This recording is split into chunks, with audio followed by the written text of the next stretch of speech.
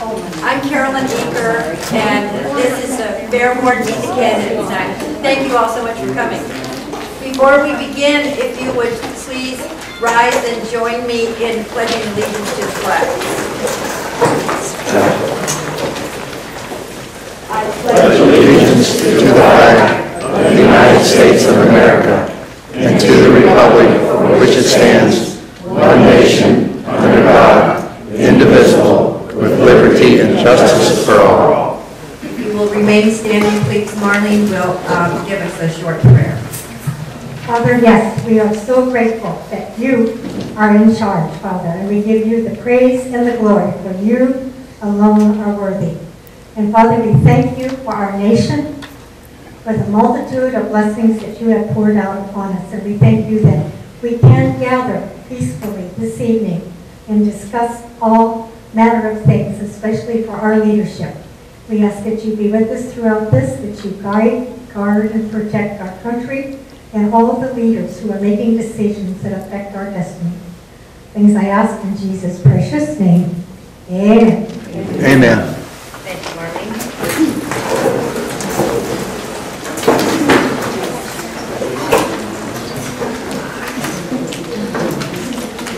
We're presenting this event tonight on behalf of the Greene County Tea Party, and before we get going, if you'll indulge me, I would like 90 seconds to tell you a little bit about what we do.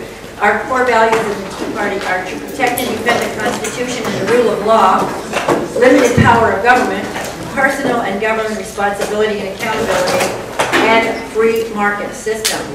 Our activities are educational in nature. We have regular meetings, such as we had an opioid epidemic panel headed by Attorney General DeWine a couple months ago. The panel included some police person, a person who ran a rehab center, former addict. It was a very, very powerful panel. We also have recurring Constitution boot camps, and we're going to have one coming up next year. We had a presentation on the Constitution and its roots in religion. We have local elected officials periodically. We have school issues. We had the Beaver Creek superintendent and the president of the board talk to us. We have festival outreach, and we have events like this, Meet the Candidates Night, which we started here in the Fairborn Liberty Group back in 2011. I went back through my files. Denny Crouch is the president of the Greene County Tea Party. Marlene Johnson and I are on the board, and Carla Cotter, where's Carla? She's back there. She's one of our members. Dave Crippen. And Dave Crippen is a board member too. If you're interested in what we're doing, sign up for the newsletter. We send it out a couple of times a week, and we've got interesting articles in there, and you can follow along on what we're doing. Or you can go to our website, Greene County, Ohio Tea Party, because there are lots of Greene counties in Missouri and Pennsylvania. And find us on Facebook. So, overview. We have 4 races that we're working with on November 7th. The Mayor, City Council, Board of Education, and Bath Township. We have 2 people running for the Mayor. We have 4 people running for 3 council seats. We have 2 members running for 2 Board of Education seats, so there is no contest there. And there are 3 people running for the 2 positions in the Bath Township Board of Trustees. What we're going to do is we will listen to the candidates, and after the candidates, if you have questions, you might write them down on a card. We'll give you a card, and we'll ask them 1 or 2 questions after they speak. At the end of the candidate presentations, we're going to give you a summation of the pros and cons of the 2 state issues that are on the ballot. And then we will have coffee, cookies, and conversation, and you can ask questions one-on-one with the candidates. So let's begin with our first speaker is going to be Paul Keller, who is running for mayor. Yay!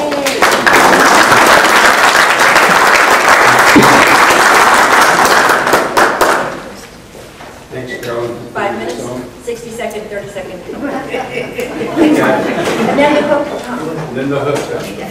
Thank you. But I do appreciate you setting this up. Thank you, the senior center staff folks, for hosting this every year. It's a really good turnout for folks. And thank everybody for coming tonight to hear us. Hope you have questions for us, especially afterwards, one-on-one. Be happy to talk to you. I think most of you know me. I stood up here 4 years ago and talked about economic development. I think as then that Fairborn can do better. We are doing better. We're looking at new businesses for Fairborn. We're looking at expanding and encouraging the existing businesses. And we have a new city manager that's taken this and is running with it. The basis for this, one of the facts that I'm most proud of, is that we have a strategic action plan. If you don't plan for it, it probably is not going to happen. So we have goals and objectives that we have set out.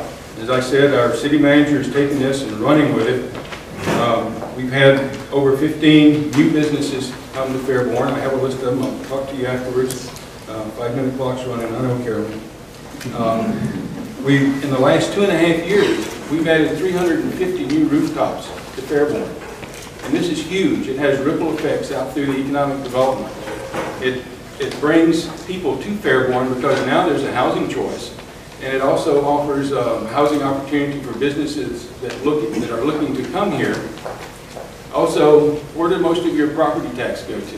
It goes to the schools. So 350 new homes, 350 new property tax, that's a boost for our schools.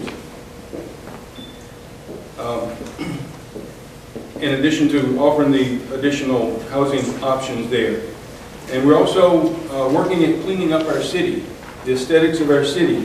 When I ran for council before, had lots of folks tell me, says, you know, we've got some really blighted homes, we've got some vacant buildings. Well, we've taken down 90 blighted residential homes and 16 commercial buildings. These blighted homes, a lot of them came from the foreclosure area. They were abandoned. So we've taken those down, and many times in partnerships with the banks that ended up owning them. And we've also partnered with the Habitat for Humanity so that in place of this blighted home is now a new house with a deserving family and a contributing member of our community.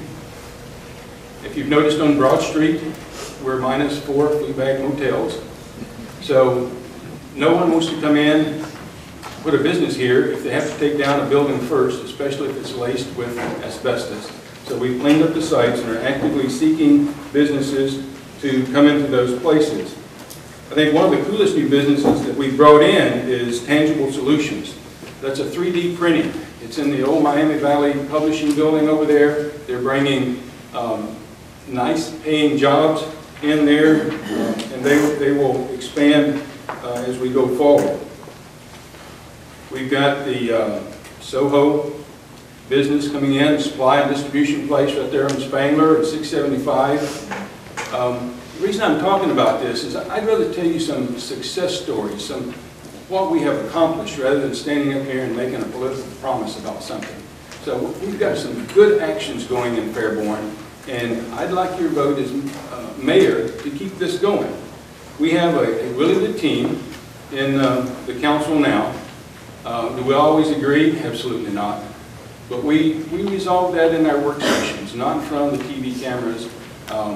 I heard a comment, thank you, earlier that said it's a boring meeting. It's a business meeting. We get things done. One of the other issues that I want to talk briefly about is the drug issue that we have. Now that's not just a Fairborn issue, but it's greater than that. We're working to help grassroots, Fairborn Against Heroin, combat that and trying to get them up and running. We've added a second K9 dog thanks to a very generous donation from one of our citizens. And we're working, we've added a second resource officer in our schools so that we're trying to help our young kids get to them early and help them make decisions about life and especially about the importance of staying away from drugs. To wrap this up, I'm a strong advocate for economic development. I'm a strong advocate for citizen involvement. We do the citizen forum that we sit down and talk openly with the citizens. So when you look at candidates today, please look who has the experience, involvement, leadership, and who do you want to be on your team to lead Fairborn forward. Thank you.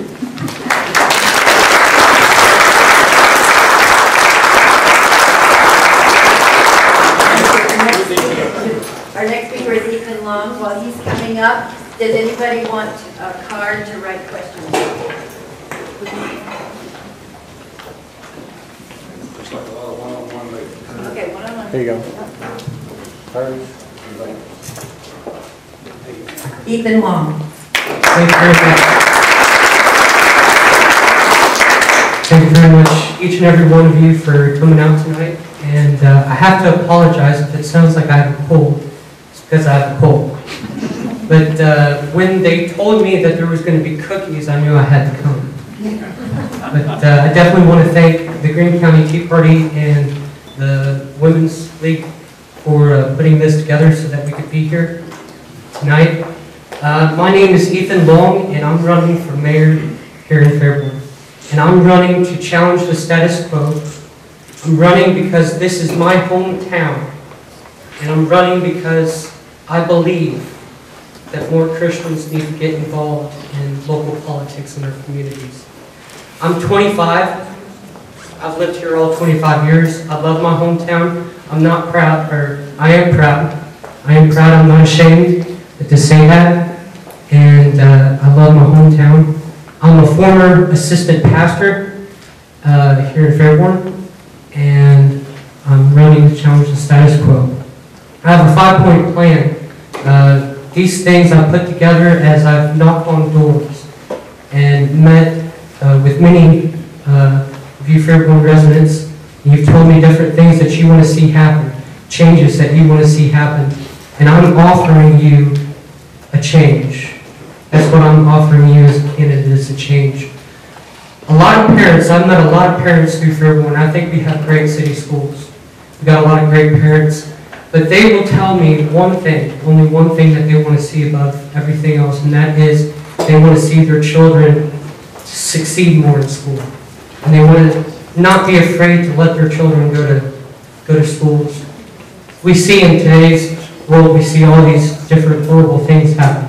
So I want to do more to help our city schools out with safety. I want to do more to help our students to stay safe. I want to work with our police department on improving our rapid response team to keep our students and keep our staff safe in our schools.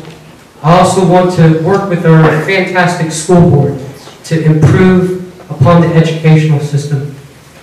We scored a D on the state test card, but I think we can do better, and I know that we will. We just got to keep supporting our wonderful school board. So I want to do those things. Now, number 3 is very important to me, and that is the crime and the drug issue. And I was told tonight not to make promises to you, but I'm going to make you this promise. Together, coming together as a community, we are going to crush heroin. If we will work together as a community, bringing every group in our community together, we're going to crush heroin. I want to work together with Fairborn Against Heroin, and especially with our church community, and give them the resources and tools that they need to crush this drug epidemic. That's very important to me. I want to get more dealers behind bars. That's what we need, is more dealers behind bars. And I want to work with our police chief and county sheriff to coordinate and keep drugs from Dayton coming in to Fairborn. As you know, Dayton is #1 in the nation for heroin and drug and addiction and overdoses. #1 in the nation, and they're just right next door to us. And I'm on the Fairborn Police Advisory Council. We've got over 200 overdoses so far this year. We want to really work on that. So I want to do that. And I really want to focus on bringing in jobs. And not just any jobs, but the jobs that employ hundreds of unemployed Fairborn residents and pay them significantly more than minimum wage. I got a tour of Allied Industries, great company here in Fairborn. And they employ over 200 people and pay them significantly more than minimum wage. These are the kind of jobs that we want to bring to Fairborn. These are the kind of jobs that we will bring to Fairborn. And lastly, I think we could do a better job at budgeting your tax dollars. I think we could do a better job at spending your tax dollars instead of spending it on things like roundabouts that we don't have to have. They're not a top priority. Instead of changing our city logo, let's spend our money on things that are more important, like our schools, like our city library, or growing small businesses here in Fairborn. Let's focus on that. I've met with many of you. I've knocked on your doors. I've heard you talk about the things that you want to see happen. And what I'm offering you as a candidate for mayor is a change to go in a new direction, a different direction. Thank you very much.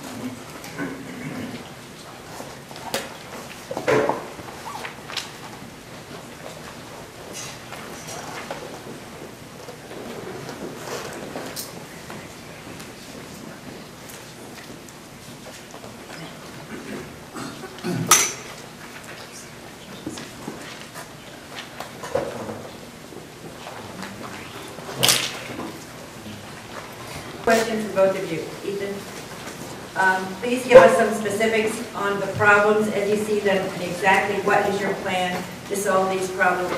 60 seconds. 3 minutes. 3 of them. Two big problems I see is the need for jobs in our city, and that's what we're working towards. We have the, as I said, the strategic plan, our economic development goals to look for and connect with the other agencies such as Jobs Ohio, the Greene County folks, to work with them to bring jobs to here. That's how we hooked up with the Soho company out here. It's going to bring 167 jobs. The second issue I alluded to is the opiates, the drug problem. If we don't get a handle on this, we're going to lose a generation or more of people, and that's why it's so important to work with the folks, that's the grassroots folks, that's getting to the people that need to get off of drugs to get around the bureaucrat that keeps us from getting to them. Because once they're in jail, then what they do, they're turned loose. We need a way to get them back out. We're working with our police department to keep drugs from coming into our city. We passed the nuisance abatement ordinance that says if you rent to somebody and there's drugs there, if you rent to them again, we're going to board up your place for 365 days. We're serious about this. We've added the second K9 dog, so we have both coverage day and night. Like I said, we added a second resource officer to our school. We're trying to get to the younger kids, get to them, teach them how to make decisions in life so that they make better decisions and don't do drugs. It's just way too much of an issue. Thank you.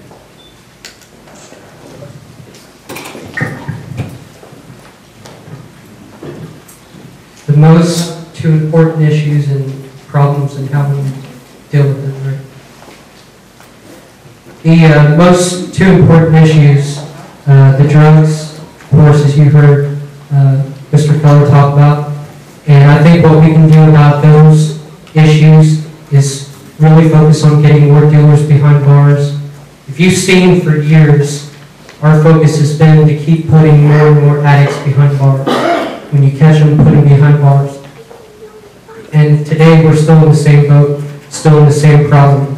So we got to change something. We got to do something different. So we got to get more dealers behind bars, and we got to do more coordination between our police department and the county sheriff to keep drugs from coming into Fairborn from Dayton and Montgomery County. We want to focus on those things and really focus on the Fairborn against heroin in our church community. Our church community can really help a lot of addicts. As a former assistant pastor, I can tell you that there's a lot that our churches can do. We just have to be given a little encouragement and motivation and given the resources to help with this problem.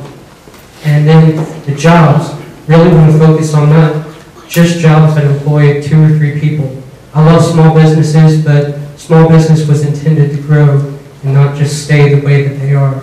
So we got to do more to help our businesses grow so they can employ more people and pay their employees more than minimum wage, because minimum wage just isn't cutting it. But we can't raise the minimum wage because that's just going to raise the cost of living. So we have to do more to help those that are earning a minimum wage and help our small businesses to grow, and really focus on bringing in these big manufacturing businesses who can offer Fairborn a lot of employment and just hand out jobs. So really want to focus on jobs and bringing manufacturing businesses in on a big scale. Just bring those manufacturing businesses in.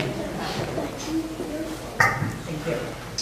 Okay, I'm sorry we couldn't get some more questions. Please save your questions for the cookies, conversation, and coffee afterwards, and ask your candidate those questions then. The next series of candidates are the city council folks. We have 4 candidates and 3 to elect, and we'll go in the order that they are on the agenda. And you'll have 5 minutes, get 60 and 30-second warning, and please be thinking about some questions to the audience, and we'll pass around some more cards. Robert Hoffman is our first candidate.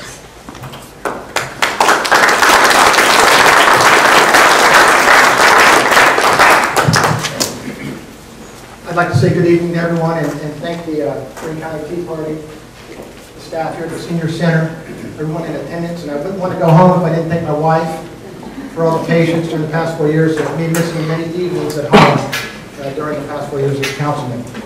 I asked her if I should read this speech or if I should ad-lib or off the cuff, and she said, have you watched President Trump lately? So I'm going to stick to my notes. I'm Rob Hoffman, and I've had the privilege of serving as your councilman for the past 4 years. I'm here tonight to tell you why I think you should re-elect me on November 7th. I'd like to start by telling you a little bit about myself. I'm originally from Virginia, right outside of Washington, D.C. After graduating high school, I joined the United States Air Force. The Air Force brought me here, to Wright Pat, and while at Wright Pat, I served with the 88th Security Force Squadron. During that 4-year term, I was deployed twice to the Middle East in support of Operation Southern Watch. Also, during that 4 years, I met my wife, Christy. Together, we celebrated last month 19 years of wedded bliss. Together, we have 2 kids. Both of them go to Fairborn City Schools, Matthew and Orion. And thanks to the Air Force and my wife, I have called Fairborn home for more than half of my life now. I'm not going to tell you how old I am.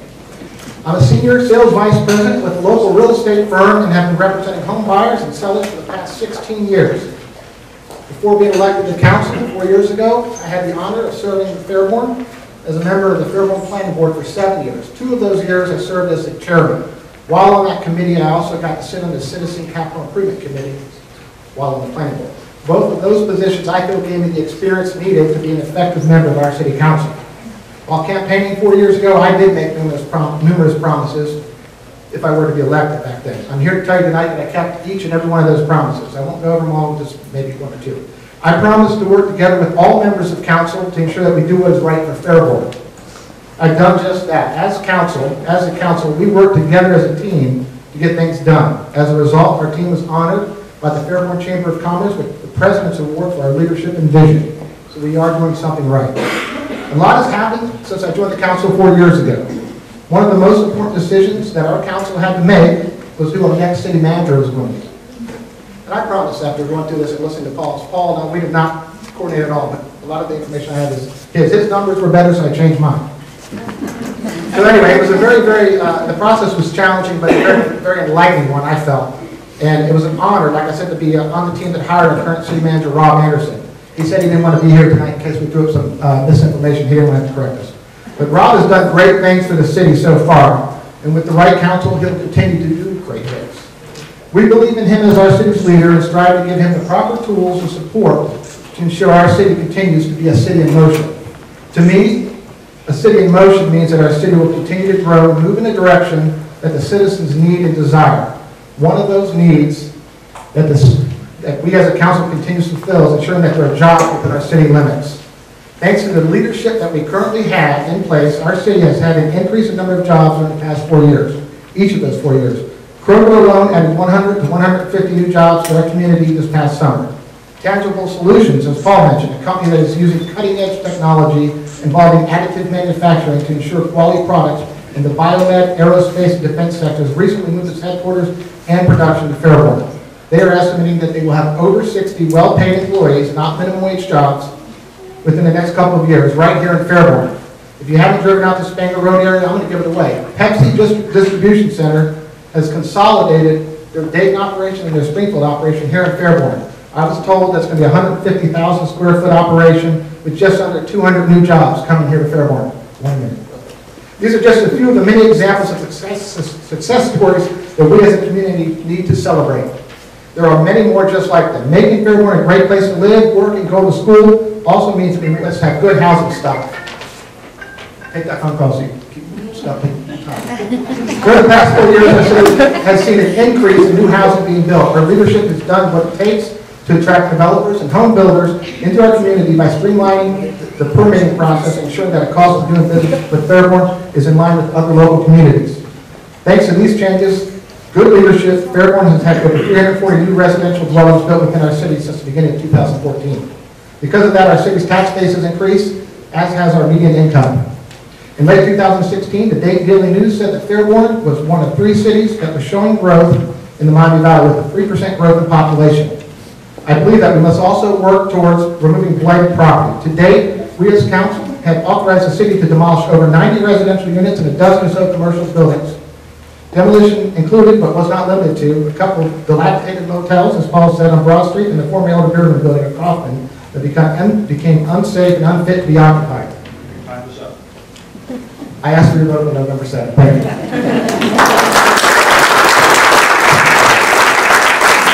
Our next candidate is Rodney McCubbins.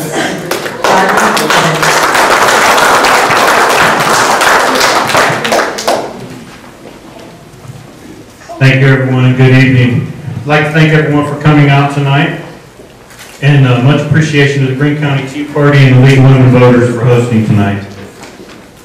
I heard a saying once during a change management seminar that resonated with me and has carried me for a long time and has become a guiding principle. And that saying is, nothing ever changes if nothing changes. My name is Rodney McCubbins, and I'm running for a seat on the City Council. A little bit more about me. I'm your only City Council candidate that's homegrown. I was born and raised in Fairborn, Ohio. I currently reside in Fairborn with my wife Stacy and my 2 children, Braden and Avery, and my daughter and my grandson Blake also live in Fairborn. I earned my bachelor's degree in organizational management, graduating with the highest honors from Nyack College, and my associates in applied science and pharmaceutical technologies from the Community College of the Air Force. I was also awarded a certificate as a professional manager from the Community College of the Air Force. Currently, I work at the Dayton VA Medical Center, where I have the honor of serving over 35,000 of our local nation's heroes. My position is the Administrative Officer of Pharmacy Services. I spent 26 years serving in the United States Air Force. I completed my career by retiring here to my hometown in 2012, where I was fortunate enough during my career in the Air Force to be promoted to Senior Master Sergeant. So those that are familiar with the military know that that's a rank reserved for only the top 2% of the military. I became involved locally in our community upon my retirement in 2013 when I was appointed to the Neighborhood Betterment Council. In 2013 to 2017, I served on a local nonprofit as the Secretary and the Vice President for the Fairborn Weehawk Football Association. It's a local 501c3. And I also volunteered as a youth tackle football coach and a youth baseball little league coach. I have more than 30 years experience working in a variety of government entities and private not-for-profits. I have a passion to serve. I have amassed the skills and I believe the experience needed to be a successful councilman. So what I bring to you tonight is 3 basic tenets to my campaign. And I believe these 3 basic tenets will help us to move Fairborn forward. And that is teamwork, collaboration, and engagement. My vision in 2018, if elected as a councilman, will be to focus on 5 individual elements. And these individual elements fall directly in line with the 2014 strategic vision that the city has laid out. One is I'd like to create a culture of relationship-based partnerships, put more focus on economic development and jobs, housing availability, the opiate epidemic, and I think it's time we need to start looking a little bit more emphasis on youth programs. Strategically, we must be aggressive and continue to be aggressive in our efforts towards economic development and jobs. As the other candidates have already alluded, Fairborn's made great strides in removing blighted structures, and what this has done is created a lot of commercial shovel-ready spaces for development. One of the things I like about our city so far is our current economic development team is thinking outside of the box, and one of the examples that they have done to prove that is the Kitchen Incubator Project, which is the only one of its kind in this particular region. It's that kind of thought which is going to set us apart in the economic development world and make us competitive in what's considered a rigorously competitive market. Another passion will be the opiate epidemic. If you haven't heard, Dade and Montgomery County are thought to be the heart of the opiate epidemic in the state of Ohio. I think it's time for our community to address this issue locally. I'm a father of a former heroin addict, so I can attest personally to the negative effects that this drug has. In his latest testimony in D.C., the Honorable Mike DeWine outlined the effects the epidemic is having right here in our home state of Ohio. First responders are seeing a shift from having to give only 1 dose of Narcan to bring someone back to as many as 10 or 12. The latest estimates put the death toll in Ohio alone at approximately 8 per day. 50% of the children that are in the homes of addicts are currently in foster care because there's at least one person struggling with opiate addiction. Nearly 40% of these addicts can't pass a drug screen to get a job. The opiate epidemic is a community problem and must be addressed. Youth programs is another avenue I believe we need to address and find resources to support. Our Parks and Rec Division Superintendent, Dr. Alicia Eckert, manages 22 city parks with over 753 acres of land and 4 cemeteries on a shoestring budget. Dr. Eckert's made great strides in getting more youth programs available. She's conducted studies to show that there's a positive correlation between youth programs and economic development. I'm Rodney McCovens, and I ask you to vote for me on November 7th. Thank you.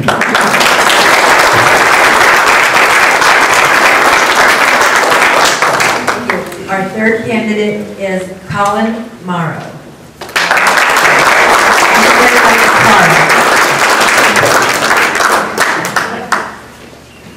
Thank you for hosting this. My name is Colin Maura. I'm on Fairborn City Council. The reason I'm doing that is I recently graduated from the Fairborn Leadership Institute and really had a better understanding of how the city functions, how the various departments work together, and really what happens with our budgets and the expenditures. If you don't get involved, you're not going to be part of the solution. So that's why I'm running. My 2 priorities are more jobs for Fairborn, and what that means is bringing businesses in, recruiting those businesses that provide living wage jobs. I think part of the challenge for a lot of families is, the mom and dad have to work 2 or 3 part-time jobs to be able to pay their rent, their mortgage. So we really need companies that come in and provide very good paying jobs. And I think that's very possible. You can do that through, the city can do that through tax incentives to those businesses and provide the shovel-ready locations, which the city's moving up, and I think that this can be continued.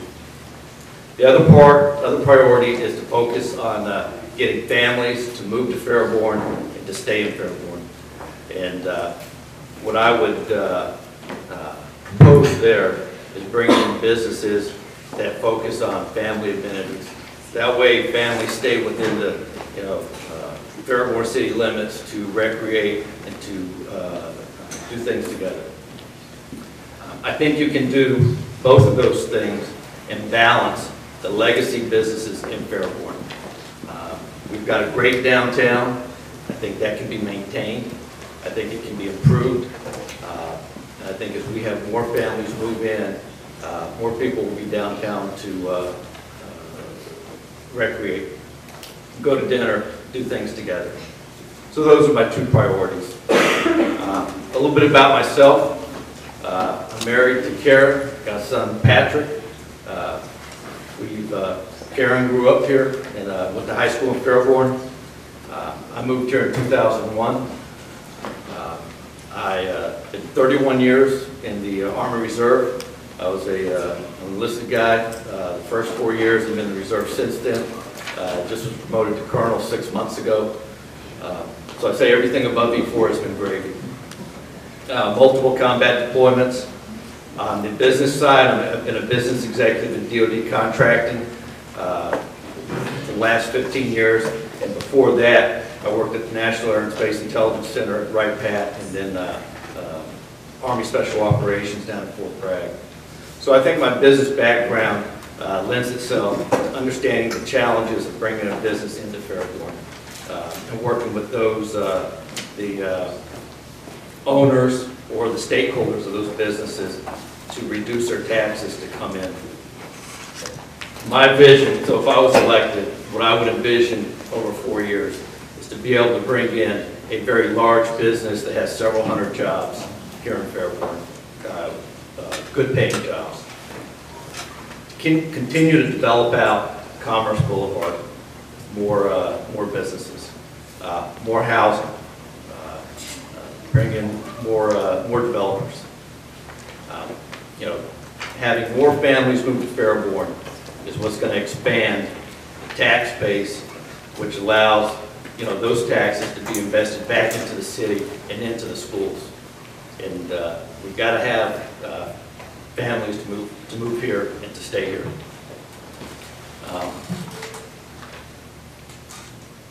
So those are my two priorities: living wage jobs, more families in Fairborn, incentivize the businesses to come to Fairborn,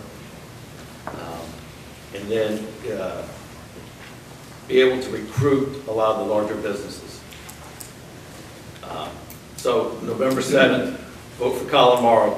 Thank you.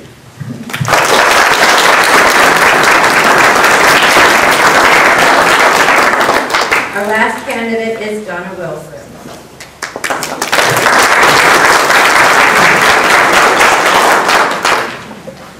Thank you all for being here. This shows that you're really interested in our community. And thank you to the Senior Center for sponsoring this event and the tea parties. I have been a resident for 43 years as of October 11th. Raised 3 children here, and they all attended Fairborn schools, went to college, and are successful citizens today. We have good schools. We had them then, we have them still. I have always participated in service organizations such as Scouts, as a school volunteer, and still do today. Band mom, soccer mom. Today, I'm treasurer of the Fairborn Rotary Club. I'm secretary on the board of trustees for the Senior Center, Fairborn Senior Center. And I'm the president of the Fairborn Parks Foundation, and I'm a member of the Lions Club. I'm a retired teacher and former small business owner, Fairborn Flores, which I sold in 2007. After retiring, I participated in several community steering committees and the DFBA Revitalization Committee, and attended countless city council meetings before I was elected almost 4 years ago.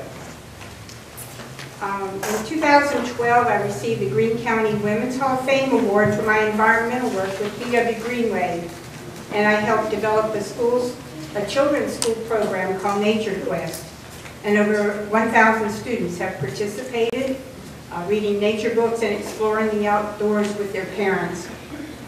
I'm very concerned about our environment, and one of our most important assets is our water aquifer, which is one of the best in the country. And we have a need to constantly monitor and protect this from development and other dangers. So as a council member, I'm vigilant when new areas are being developed, and that's very important to me to keep watch over things that are environmentally good. Under my advice, the Parks Foundation sponsored an AmeriCorps service member for 2 years who greatly expanded the number and types of programs available to citizens. As Rodney was talking about, programming and events for children to get involved in.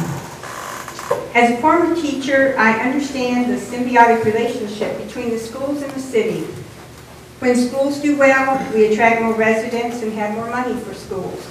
When residents are gainfully employed and children's needs are met, everyone is better off. I continue to learn about the opiate effect crisis that has had on families and the schools, and I will be attending a special program later in the month. Our city needs to support and work with agencies that serve those in crisis. I was successful as a small business person because of my love for flowers, my enjoyment of working with staff and customers, and good money management skills. And I understand the small business owners. And I understand how difficult it is to please everyone, know the market, and buy prudently and make a profit. And I have a huge respect for those who are business owners. As a city council member, one must listen, learn, and be aware of the state of the city. At our citizens forums, we heard about those citizens in need and not knowing where to go for help. So last year, I sponsored a VISTA service member, and together we explored what many of the problems are in Fairborn. We have fairly good food security, thanks to many who have stepped up, but most job and family services are located in Xenia and Dayton. Transportation is a huge problem, and so is job training. We're working to get the resources needed for our citizens and better transportation options, and the future is promising, but we must keep working. It's essential to be fiscally responsible, and our former and current city managers and staff have accrued a healthy reserve to protect fluctuations in income. The council and staff have brought over 350 new jobs and 350 new rooftops to Fairborn in the past 4 years, and we've removed a lot of blight, as has been already explained. I'm on the Economic Development Corporation and have been a part of deciding what incentives and policies should be followed to attract new businesses. I've learned a lot in the past 4 years about how things work, the challenges we have, and the many opportunities which are ahead. And I promise to keep working to make our city a more vibrant and better place to live.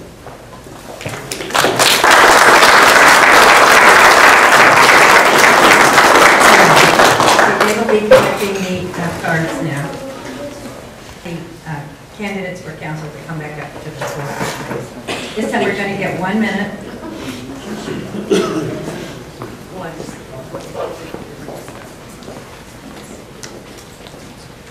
1 minute. This is a future question. What current momentum would you like to see continue, and what would you like to see change? What current momentum would you like to see continue, and what would you like to see change? Well, I'd like to continue to see shovel-ready locations being developed throughout the city. The economic development moving forward, because if you look at Fairborn 4 or 5 years ago and now, there's definitely been improvement.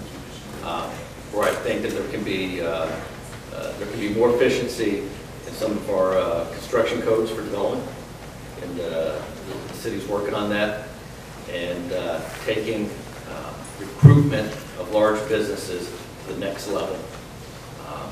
And to understand, as a business owner, there are certain challenges in terms of your overhead, your G&A, and on the city side, we have to understand what those challenges are and how to work with those businesses to make it a win-win.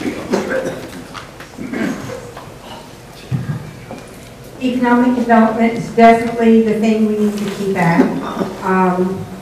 We need to keep attracting more jobs. We need to have not only new housing, but improve the housing that we have that maybe is not so good in the area. We also need to, the thing that has to change is the opioid crisis. That's affecting our children in school, it's affecting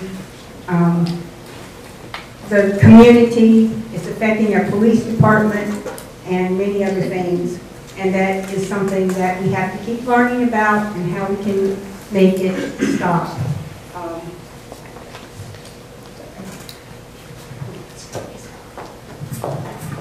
All right, well, I'm not going to say anything brand new in this particular area, but obviously economic development is the big thing that the momentum has to keep going forward. The current city officials have laid down a great groundwork and prepared us for a lot more to happen than what is happening. With all the shovel-ready sites that they've already done, it's only just the beginning.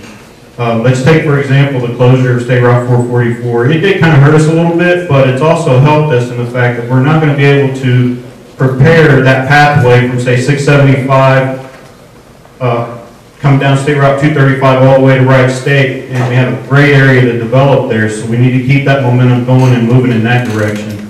The one thing I'd like to change is I'd like to see more community involvement. I know the past 4 years they've really tried hard to get the community more involved, and they've been somewhat successful. But I think we need to put a little bit more emphasis on getting more of the community involved. And what that looks like, I don't really know right now, but I'd like to tackle it and see what we can come up with. Piggyback, economic development. We need to let Rob Anderson go. Just keep doing what he's doing, because he's got the right people in place and that are doing the right things. None of us on council right now are economic development specialists. He's put the right people in place. Continue with that is reduction of blight. One of the things I wanted to mention during my speech was some legislation that we passed, I think last year, maybe earlier this year, was to help get rid of commercial blight. What we did was we said if your property is commercial, it's vacant for more than 6 months, it can be torn down if it's not brought up to code at the owner's expense. We need to keep on going. That's the success was, like I said, I don't know if I said, but the Kmart there in Yellow Springs. Lots of folks said, what have you done? Why did they fix it up? The quicker it gets fixed, the quicker it gets rented or sold. Second, what I'd like to see changes, like Mr. Long said, was how we treat the opioid epidemic. Quit putting the folks that are using it in jail. They're getting full. We can't afford to do that. I'm not an opioid expert, so I would leave it to the experts, take their advice, and do what they say to do. Putting them in jail is not the answer. Treatment, I think, is. So I would say I'd like to get a little more aggressive in that. Oh, yeah. Thank you. Not so fast. I have one more question. Why do you want this seat? It is important, an important but thankless job. I love that question. Sorry. 1 minute. I want it because I love being part of the team. It is. I get a lot of thanks, and I get a lot of phone calls, and people complaining about lines in the street, cats on the road, and I like to be part of the solution and not the problem. We have a great team. I ask that it not be changed, and I want to continue on with that team for the next 4 years because we're doing great things. Thank you. Well, you're right. Serving sometimes in a public environment is, to some people, not rewarding. I've served over 30 years of my life with the United States Air Force and serving people. It's my passion. It's what I do. We call it in the government servant leadership. I love it. I wouldn't have it any other way. When I retired in 2012, I entered the corporate market and I got the taste of what it was like out there. About how corporations, a lot of times, the bigger they are, the more money they make, the less they care about you.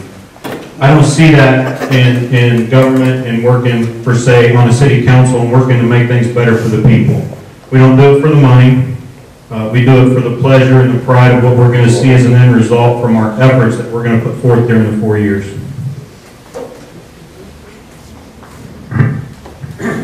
It's definitely not for the money. For me, I've got deep roots here in Fairborn with my family, my extended family. I 30 years in the military, so public service is something that's not new to me. And you know, I want to be part of the solution. It's easy to sit back at your keyboard or on the couch and throw rocks at the council when they're trying to make decisions on very complicated problems. So from my perspective, I was going to decide to get involved. Like Colin just said, don't be if there's a problem, be part of the solution. So this is very different from what I did before in my other life, but it's a learning process.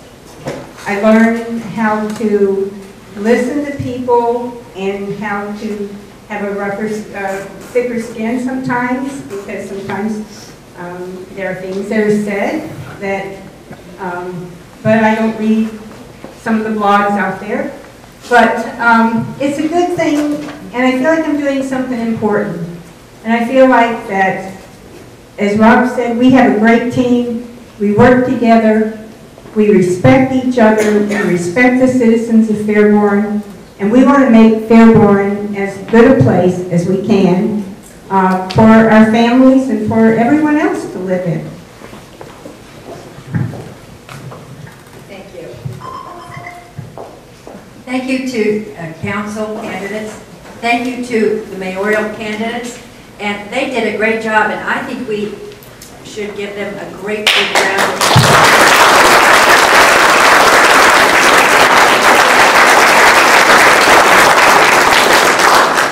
Thank you all very much. The next group of candidates is the Fairborn Board of Education. We have 2 members to elect, and we have 2 people who are running. So there is no contest in this race. However, I offered the candidates an opportunity to speak for 3 minutes if they would like to. Mary Reister said that she would like to, but she would be late. Did Mary come? Mary's here. Mary, would you like to come up and talk to us, please, for 3 minutes? This is Mary Reister, candidate for Fairborn Board of Education, to be followed by Andrew Wilson.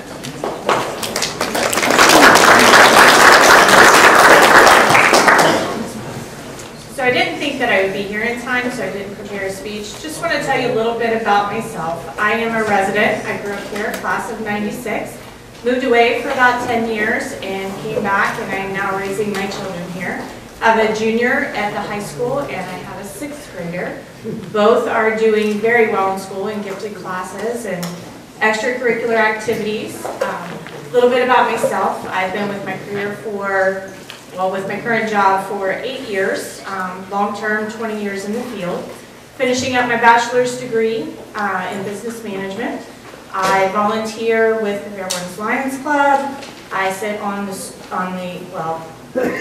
it's called a World Affair, so I sit on the board for that. So I'm a busy little person, but I'm excited to join the school board. I think they're all fantastic people, and they've brought our school district a long ways. I'm excited about our new schools, and I will be hanging around, so if you have any questions, I would love to talk to you.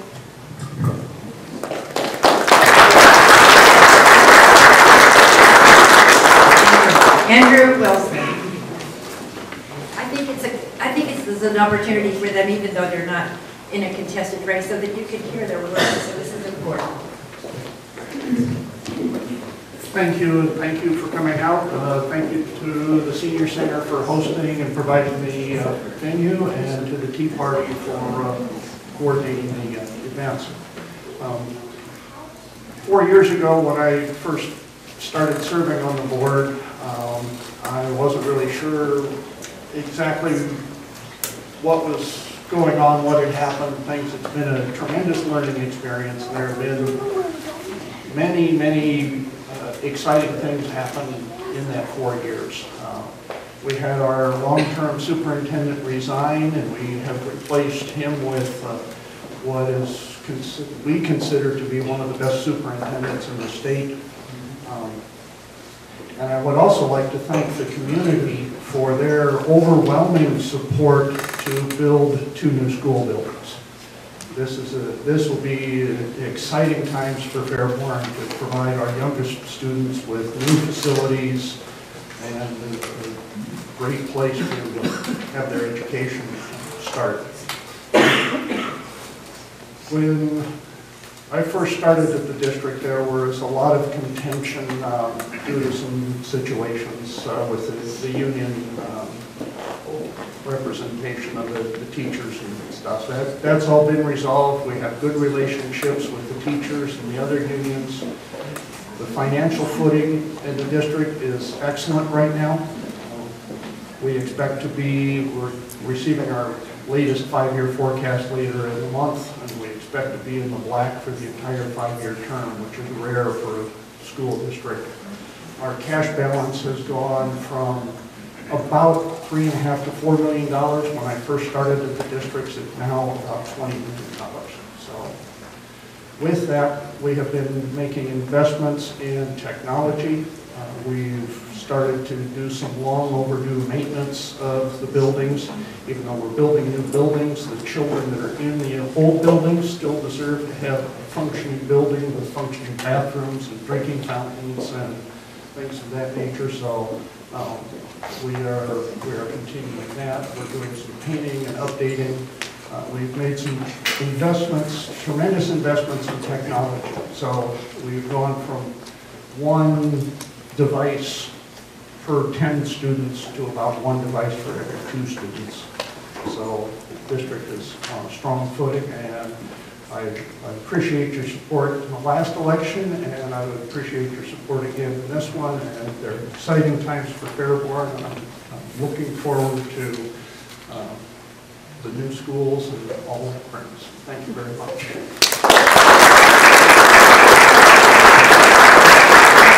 Round of applause for Mary Reister and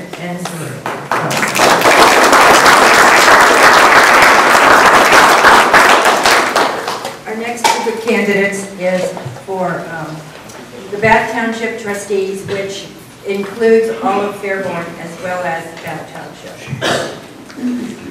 We can vote for Bath Township. We in Bath Township can vote for Bath Township people. But Fairborn people can vote for Bath Township people, but Bath Township people can't vote for Fairborn. Okay, anyway, we have 3 people who are going for 2 positions. The first person is Michelle Lee Clements Pitstick, and she was unable to attend this evening, and she asked me to read this on her behalf. Good evening. First and foremost, I would like to thank the Greene County Tea Party as well as the Senior Center for hosting this wonderful opportunity tonight. I would like to apologize for my absence, as I have had a scheduling conflict with this event I was unable to change. With that being said, my name is Michelle Clements Pitstick, and I'm a candidate for Bath Township trustee. I may be new to the political arena, but I am certainly not new to public service. Since graduating high school in 2005, I have pursued a career in dispatching and fire EMS. Against my mother's wishes in 2006, I became a firefighter, obtaining a level 2 certification.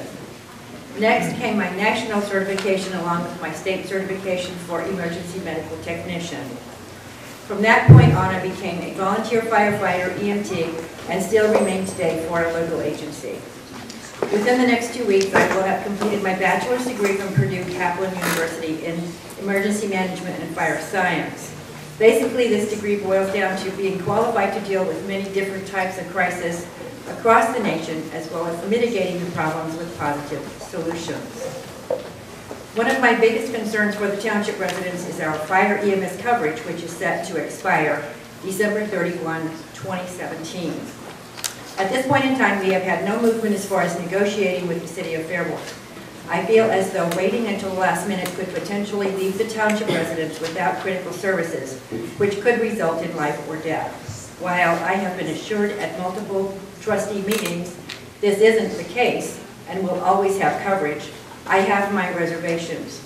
According to the Dayton Daily News, the other two sitting candidates also expressed concern for this issue. However, they are in a position to make things happen and have not.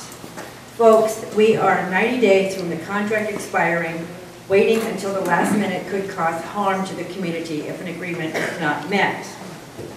With that being said, I know a lot of you received the Dayton Daily News, which reported they didn't receive my answers to the questions they sent. However, if you look online, my answers are posted. I am working diligently with the Dayton Daily News to resolve this problem. In the fire service, we are known for doing more with less due to budget cuts and state funding cuts. This is an asset that I would bring to the township, as I am accustomed to doing more with less on a regular basis. We must explore all options for cost-saving measures, applying for grants, as well as gaining revenue without increasing taxes to keep the costs down for the residents. Continuing to ask for more money for less service is not my idea of being fiscally responsible. In conclusion, being a trustee means transparency, open communications, fiscal responsibility, accountability, and no personal gain. I feel as though I am more qualified to hold the township to these standards. I feel like I am more than qualified to hold the township to these standards. Please consider voting for me on November 7th, as I would be proud to represent Bath Township. If you have any questions or concerns, please feel free to reach out to me with the contact information provided on this letter. Respectfully, Michelle Clements Pitstick. And if anybody wants her information, I have that. The second individual running for Bath Township trustee is John Martin, and he was unable to attend as well. This is from John O. Martin. I am sorry I will not be able to attend this candidate's forum due to a previous commitment. I am asking for your vote in the November election, seeking my 5th term as Bath Township trustee. I have had a close association with Bath Township since the late 1960s. Mary Jo and I have lived in the same residence in the township since 1967. For many years, I was the attorney for Bath Township until I ran for my first term as township trustee in the late 1990s. Since then, I have been deeply involved in township business on a daily basis. I have always considered it a privilege to hold the office. In recent years, we have experienced severe cutbacks in revenue sharing from the state of Ohio, which has called for close attention to township finances and keeping up maintenance of roads, park, and cemetery while providing fair compensation for township employees. I'm pleased to tell you that we have great employees who get the job done while helping to contain costs, the taxpayers' money. The Byron Cemetery is a special place of which our families can be proud. I hope to help keep Bath Township moving in the right direction. It is also my purpose to continue the good relationship and cooperation with the City of Fairborn, and I ask for your vote on November 7th. John O. Martin, Bath Township trustee. We have a third candidate for Bath Township trustee, Tom Pitstick, and he would like to address you with 5 minutes.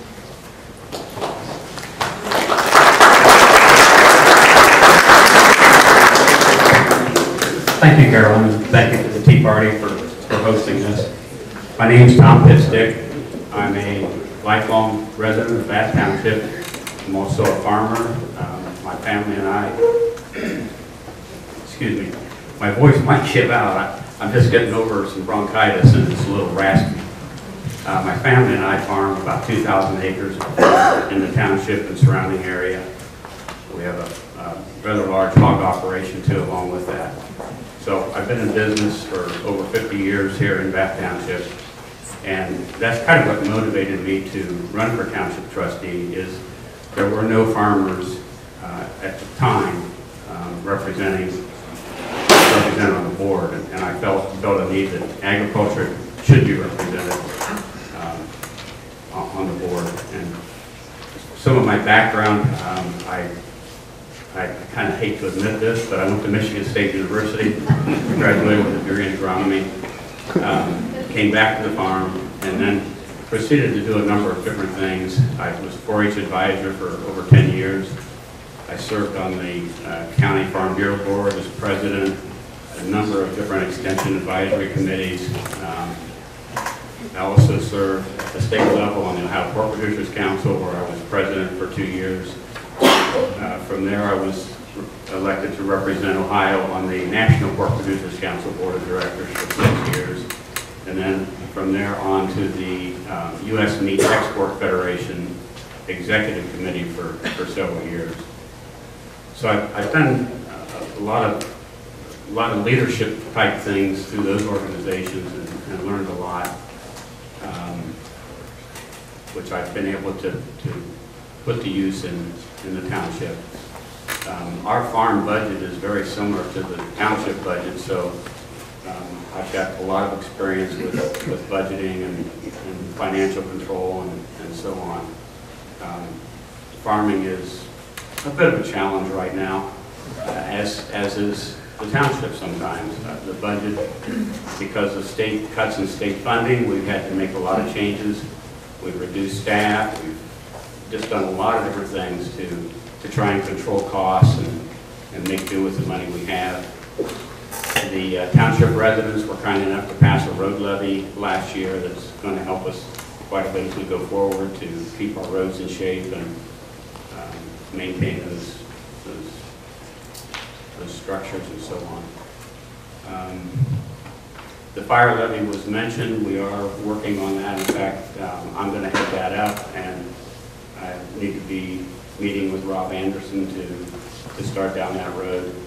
I don't think it's going to be extremely difficult to come to some agreement with the city, but that's what we're going to work on. I've enjoyed serving as a Bath Township trustee, and I guess I would ask for your vote on election day.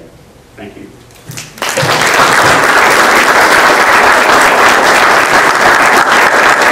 We have to applause for Tom and Michelle and John. Thank you all.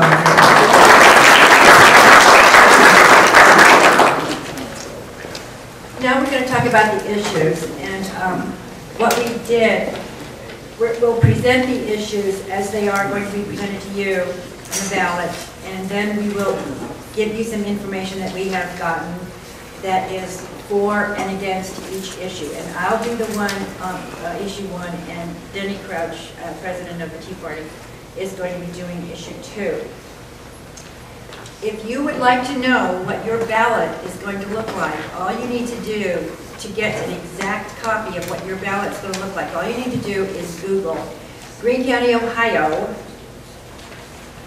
voter lookup, and type in your name, and then hit sample ballot, and it will come up right as you are going to see it when you go into the voting booth. So Greene County, Ohio, voter lookup, and it takes you right to that spot, and you type your name in, and then look up some sample ballot. Okay, issue 1 is Crime Victim Rights Initiative, and it's also known as Marcy's Law. Currently, in the United States Constitution and all of the... I can hardly hear you. Currently, the United States Constitution and all of the state constitutions have enumerated rights for criminals and for people who are accused of principles. However, the U.S. Constitution and 15 other state constitutions do not have any rights for the crime victims or their families. And in 1983, Marcy Nicholas, a University of California student, was stalked and killed by her ex-boyfriend. Her brother, Dr. Henry Nicholas, started this initiative to get the victims' rights into the constitutions, and it passed in California in 2008, and in Montana and South Dakota and North Dakota since then, and it's now being considered in 9 other states. We did have an amendment back in 1994. The initiative that's on the ballot today provides some new rights and a more specific list of rights. The official ballot title is as follows, and I'm going to read it.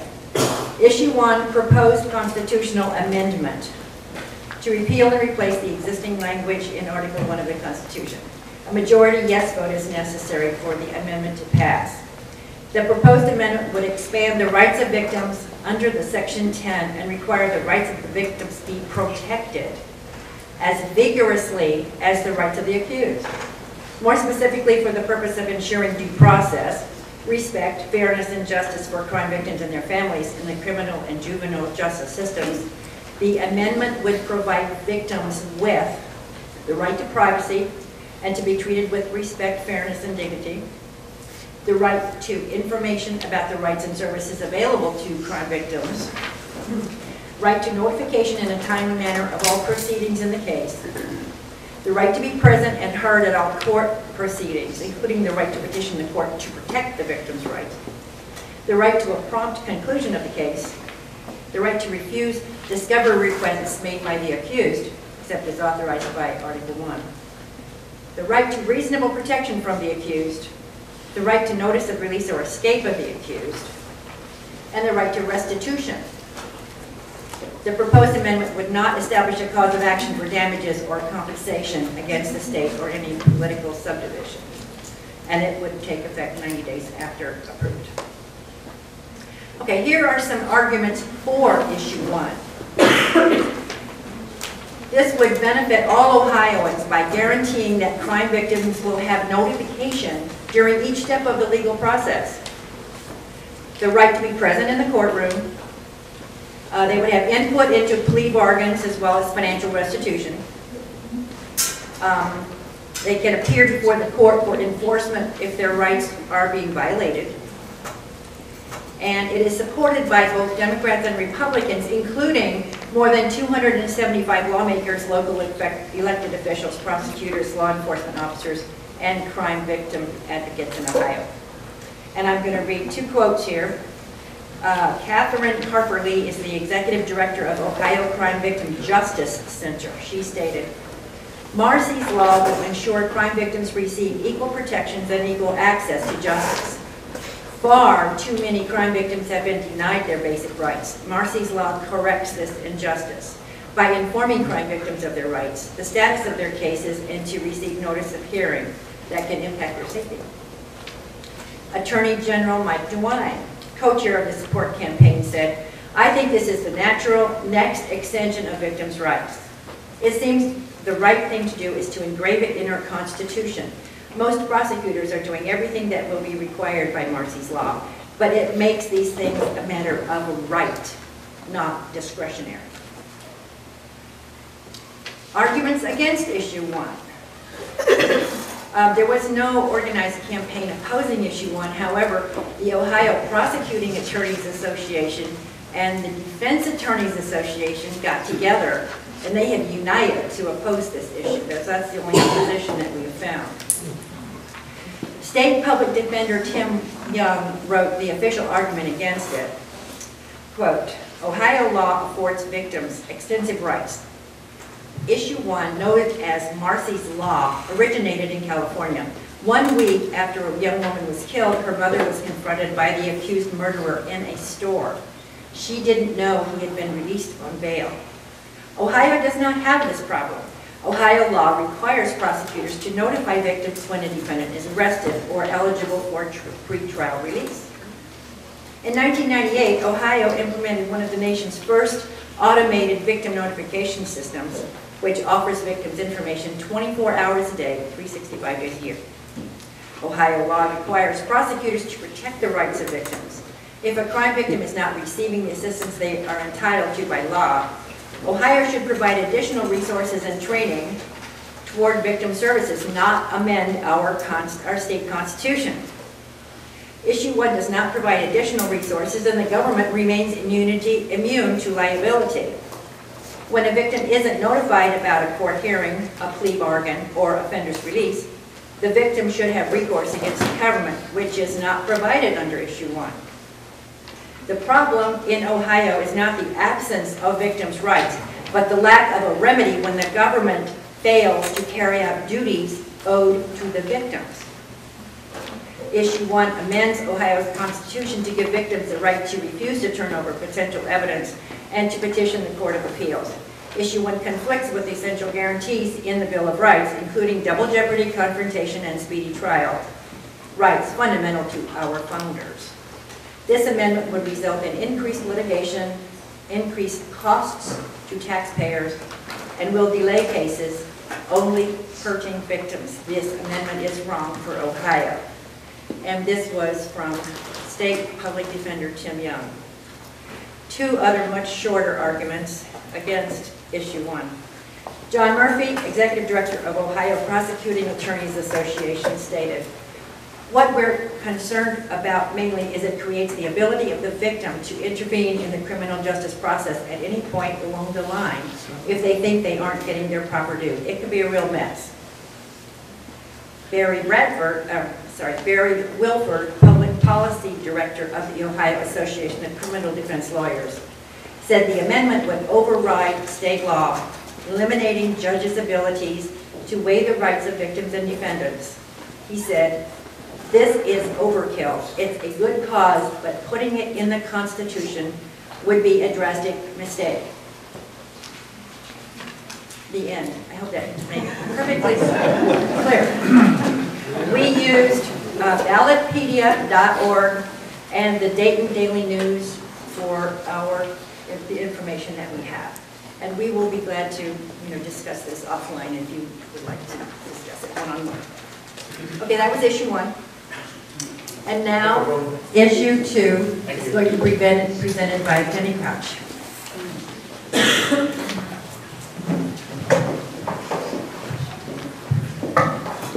Issue 2. Spent a lot of it in the newspaper, on your TVs, etc. A lot of competing information, if you will. It's called the Ohio Drug Price Relief Act, or otherwise known as Ohio Issue 2. It'll be on your ballot as Ohio Issue 2. First, a little background. The Ohio Issue 2 is essentially the same initiative that appeared on California's ballot in 2016 called Proposition 61 in California. It was designed to restrict the amount that any state agency, would pay for drugs, tying it to the price that the VA paid for their drugs. A difference between Prop 61 is that they exempted Medicaid. It was the managed care plan was exempted from Prop 61. Not true in Ohio. Medicaid is a large portion of our Issue 2 ballot. California rejected their measure by 53 to 47%. The AIDS Healthcare Foundation is responsible for the proposal. AIDS Healthcare Foundation, they're responsible for 99.9% of the funds in favor of Issue 2, which is about $6.2 million. Now, against it is the Ohioans Against the Deceptive Prescription Ballot Issue, which is a wholly owned subsidiary of Pharmaceutical Research and Manufacturers of America. That they are responsible for 100% of the funds there, and that was $16 million. First, the ballot title. And each of you should have the ballot language on your chairs as it's going to be on your ballot, exactly on your ballot. So I'm only going to say a couple words about it. First, there's 2 basic paragraphs. The first paragraph says, basically, that the department, or the state of Ohio, all its state departments and agencies would not pay more than the price paid by the VA for any prescription drug. That's the first statement. The second statement, it says, that establishes that the individual petitioners responsible for proposing the law, which is the AIDS Healthcare Foundation, would bring the litigation if there's any disagreements at all about the law if it's passed. If there's any litigation, that you, the taxpayers, will pay for their litigation, is what it says, win or lose. That's our responsibility to pay for that if it is passed. They, on the other hand, are responsible for only $10,000, and they have a limit of liability of $10,000 should they find that the law not be enforceable. A vote yes says the law will be accepted. A vote no says it's status quo. It would not be accepted. Now, who are the supporters of issue 2? Include U.S. Senator Bernie Sanders, Vermont, Ohio Senator Cecil Thomas, 2 Ohio representatives, the mayor of Cincinnati, and 6 city council members of large cities. There are some former officials that are for issue 2.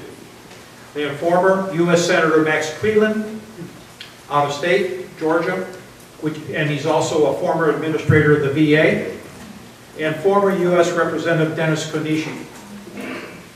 Easy for you to say. And 3 other former Ohio legislative representatives.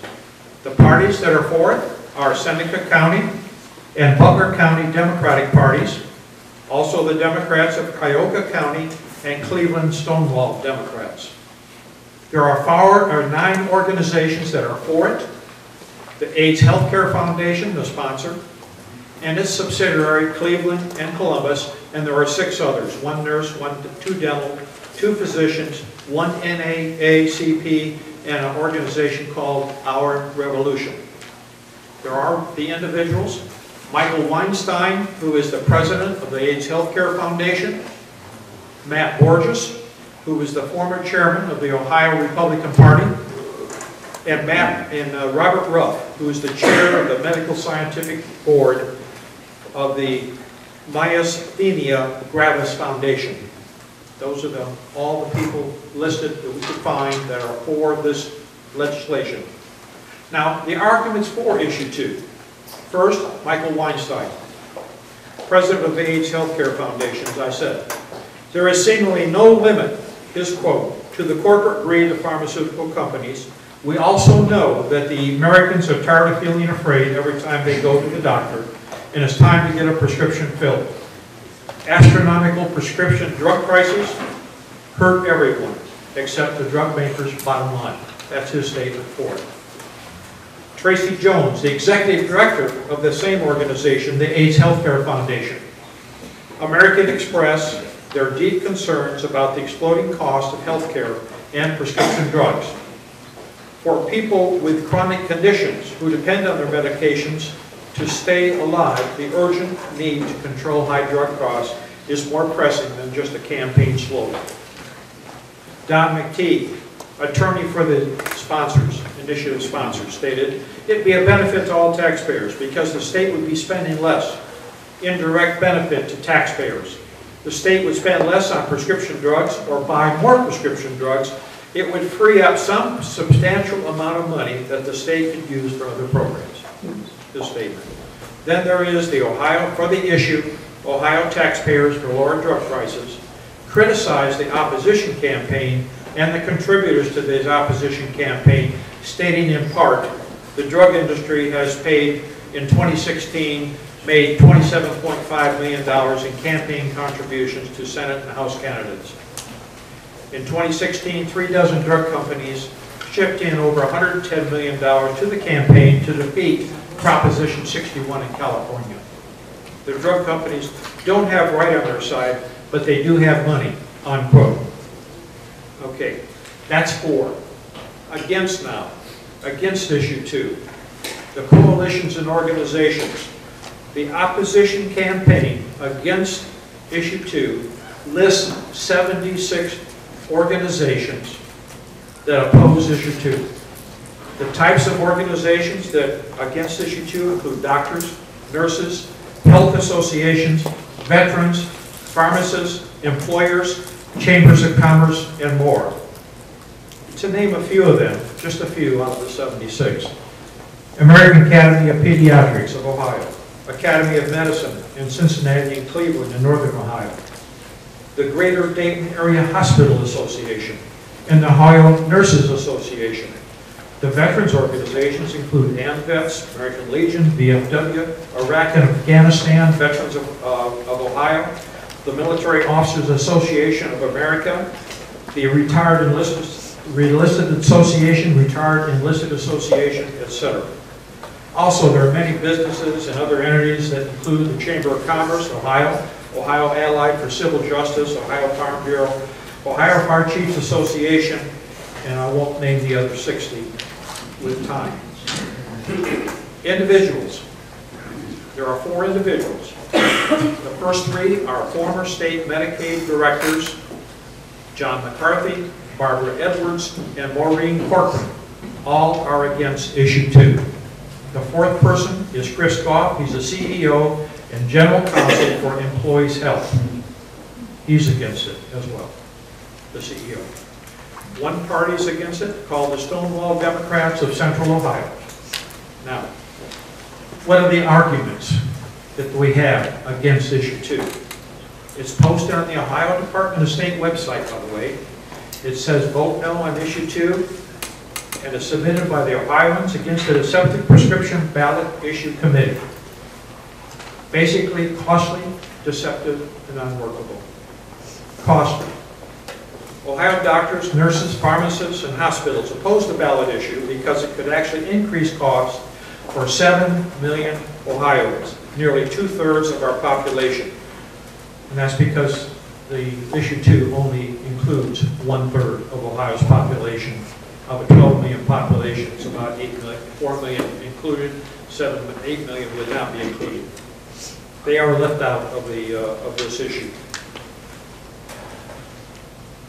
It would leave out those that have private insurance, those who rely on, which is employers, and with employers. It would, those who rely on Medicare and otherwise do not obtain medication through state programs, or the military who rely on TRICARE. Military veterans could pay more for prescription drugs. Former Ohio Medicaid directors who served in both Democratic and Republican administrations, and a state budget director warned the ballot issue could reduce access to medications. And the reason for that is different populations. The VA population is older. The people that are Medicaid are a lot of families and children, etc., that have different requirements for medications. VA has different requirements for medications, and the formularies that they have on contract do not exist. So there's no way to determine what one would pay versus the other. That's the reason for that statement. Deceptive. Ohio Budget Director says the claim that the ballot issue would save $400 million, and that's what the claim has been, you probably see that in the TV ads, is simply false, and based on an assumption that Ohio does not already receive substantial prescription discounts. In fact, Ohio's Medicaid program receives federally mandated and voluntarily negotiated discounts that bring its costs down to levels similar to those of the VA. The VA gets about a 24% reduction. The Medicaid gets about 23.1% reduction, as we know. But we don't know the real cost, but those are the percents. Ohio Medicare directors warned the ballot issue could invalidate existing drug agreements, potentially increasing the state prescription costs by tens of millions of dollars annually. It's unworkable for those that are against it. Healthcare experts say requiring Ohio to purchase drugs at the lowest price paid by the VA would be impossible to implement because by law, the VA does not disclose the price. By law. Secondly, the ballot issue contains no language guiding implementation and was proposed by a controversial California healthcare CEO without consulting any Ohio officials tasked with implementation, which would lead to bureaucratic infighting, delays, lawsuits. Those lawsuits would be the responsibility of the taxpayers, and higher costs for taxpayers. His final statement, stand up for Ohio, join doctors, nurses, veterans, business, and labor, vote no on issue 2. There are 2 individuals that have made comments. Jenny Camper, she's speaking on behalf of PhRMA, the Ohio Chamber of Commerce, and the Ohio Manufacturers Association. She said the proposal was unworkable, offers zero implementation guidance, and would create a long-term quagmire of bureaucratic red tape and litigation. Phyllis Vandermeer, a spokesman for PhRMA only, also said the same thing and added that the proposal disregards the current drug purchasing and discount practices and could impact non-state pharmacy programs. You heard that before. Lastly, one last comment. The proponents of issue 2 have continually said $400 million savings. They haven't been able to show how they came up with that $400 million savings. It hasn't been disclosed. So an analysis was accomplished by Greg Browning, the president of Capital Partners, a public policy and management strategy consultancy in Columbus. From 1991 to 1998, he was the director of the Ohio Office of Budget Management, and he was the senior policy advisor to the governor of Ohio. I'm not going to read the report. I'm just going to talk a little bit about the conclusion that he quotes in the conclusion.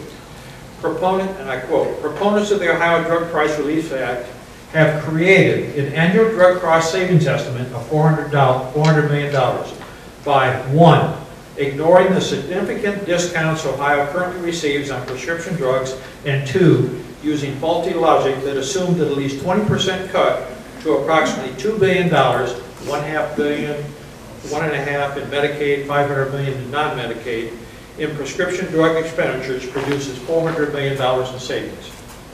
They made this calculation without taking into consideration the fact that these Ohio prescription drug expenditures, which involve 3 million Ohio Medicaid recipients and about 1 million other impacted citizens, that's the 4 million, already reflect mandatory and negotiated discounts that already rival drug prices paid by the U.S. Department of Veterans Affairs.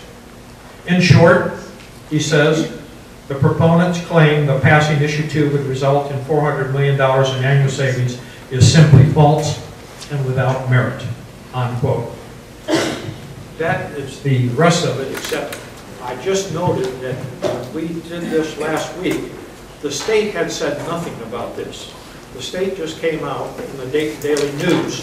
The state just came out in the Dayton Daily News saying that issue 2 won't likely result in savings. And they used some of these same arguments. They did a study there and they said it can't save the $400 million, just as a study that I wrote the conclusion on, and I won't go through it all. It's an article in the Dayton Daily News that you're welcome to get, and I want you to all to know that most of this information, in fact all of the information, is from Ballotpedia.com, which is a very respected firm, and they're unbiased. They stay neutral as they can and provide information. And the second one is the Department of State, which I got some of the information from the Department of State website, and I also read a lot on DDN to find out where they were headed.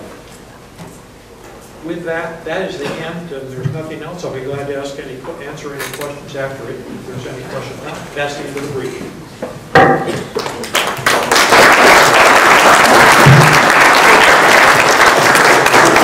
Jenny, would you like... Wrap it up by saying, you guys ought to give your hand for being here, because you know you've been very attentive and interested in what's being said by the candidates, and that's great, and the issues as well. And that is just super. So I'm very, very happy to see the turnout that's here. And thank you all for the candidates. We appreciate it much for you showing up, and I know that the people of Fairborn appreciate it as well, in Bath Township. Thank you again.